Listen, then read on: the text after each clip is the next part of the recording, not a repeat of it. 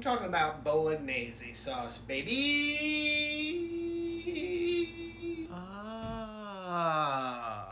Hello. We're making Bolognese today. It's saucy, it's rich, it's meaty, it's a crowd pleaser. What's going on, guys? My name is Ted. Welcome back to Cooking with Ted. Today, we're making Bolognese. We're making Bolognese. I'm not Italian, so I'm not going to do the Bolognese or penne rigate. It's not going to happen. I'm going to say Bolognese. I might say Bolognese. I might also say penne. I might say ziti if I'm feeling real crazy. Are they the same? Penne and ziti?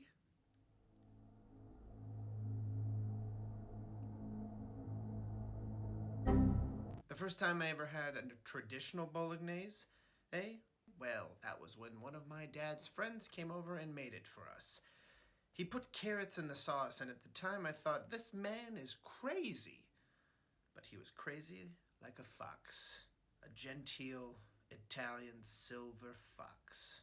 I still think about him to this day, and I wonder just where is he? What is he doing? Kitchen time.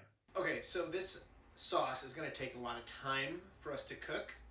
So it's about mid-afternoon. This is a great time to get started. You'll be done by the evening, which is an appropriate time to have dinner. Let's get started by chopping up our ingredients. Woo!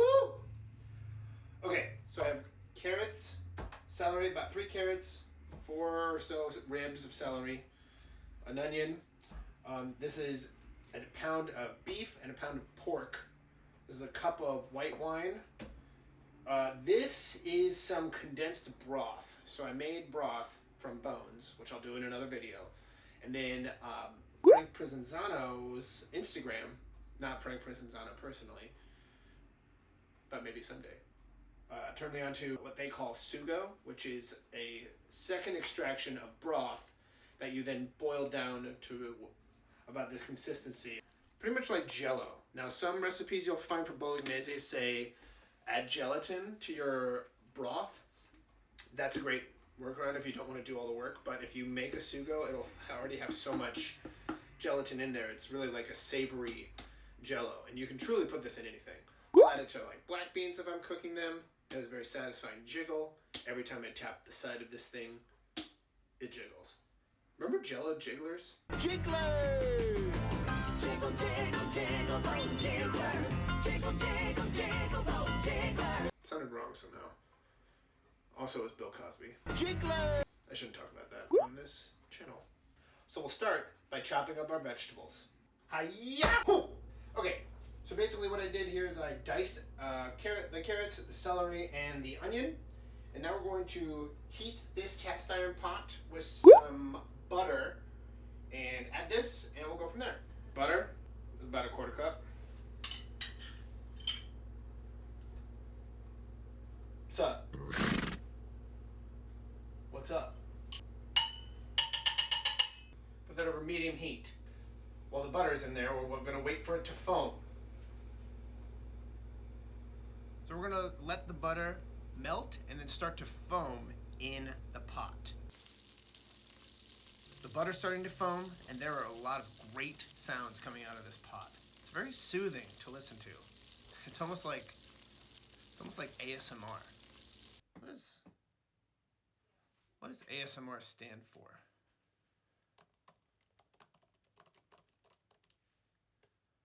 ASMR stands for Autonomous Sensory Meridian Response. More important question, how many views do ASMR videos get on YouTube? Let's see. How many views? What? Okay, folks, change of plan.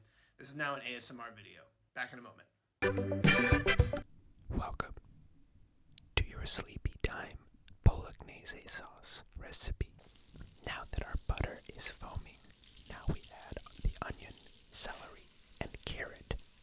Some people call it a mirepoix, others call it vegetables.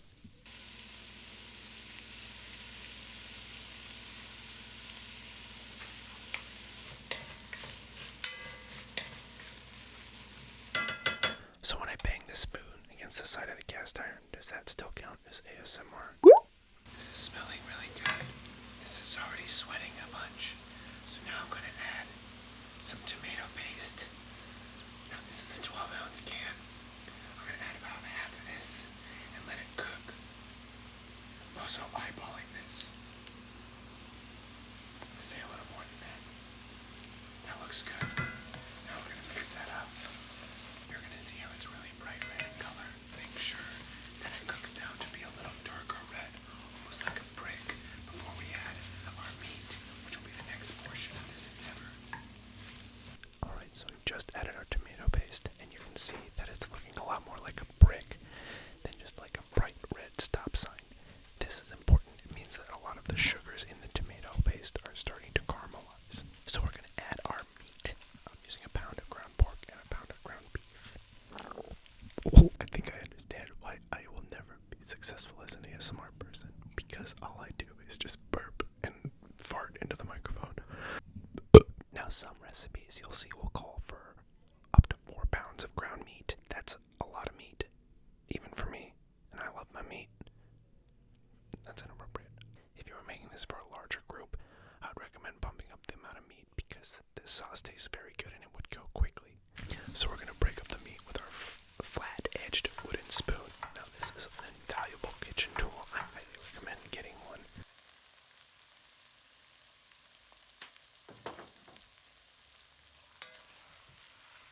Okay, so you see how it's pretty browned already.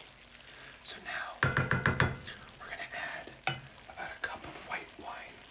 Now, a lot of people just use like $2 wine from the back of a gas station or something.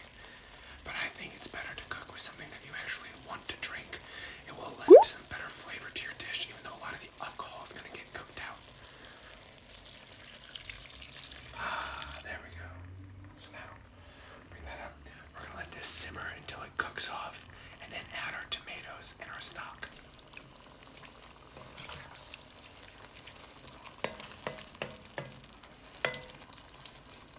You see these bubbles here?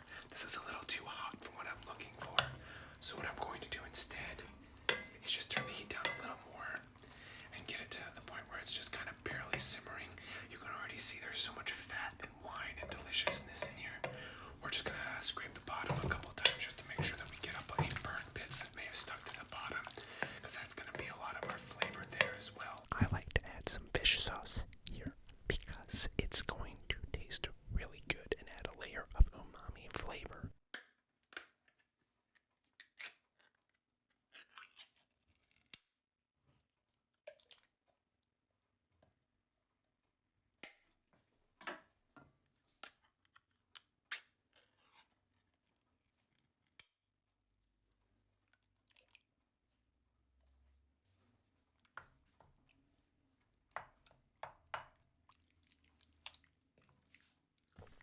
All right, this sucks. I'm stopping this. Enough.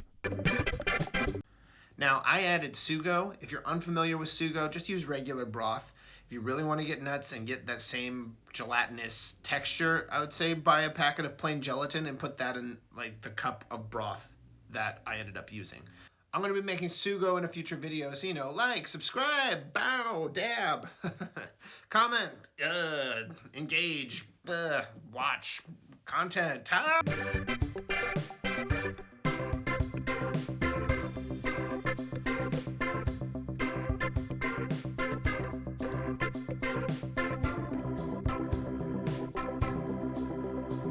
I added nutmeg here in this portion. Usually you add this before you simmer for 3 hours just to make sure that it actually incorporates.